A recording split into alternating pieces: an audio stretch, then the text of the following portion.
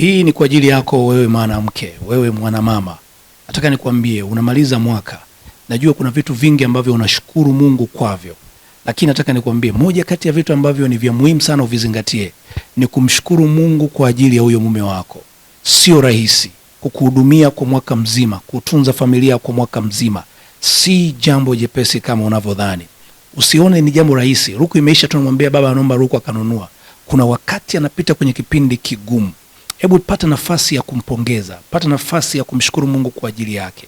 Pata nafasi ya kumpa pole huyo baba.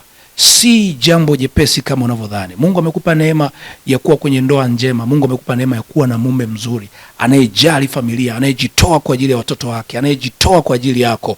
Hebu pata nafasi ya kumwambia Mungu asante kwa ajili ya huyu baba. Mkabidhi mkononi mwa Mungu, muombe kila anapotoka.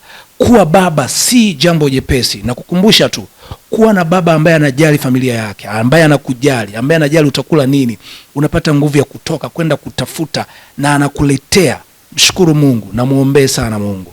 Wakati unapoenda kushukuru, kumaliza mwaka, usiache kumshukuru Mungu kwa ajili ya huyo mume. Usiache kumshukuru Mungu kwa ajili ya huyo baba, kwa sababu amebeba mzigo mzito. Na yamkini hana mtu wa kumwambia, yamkini hana watu wa kueleza mambo anayoyapitia, ila wewe mkabidhi mbele za Mungu. Utaona utukufu wa Mungu, na mwaka unapopinduka, huyo baba atazidi kuipenda familia yake, kuijali, kwa sababu baraka zitokanazo na maombi yako ni kubwa na ni tele kuliko unavyodhani. Na kukumbusha tu mwanamke, una jukumu la kuiombea familia.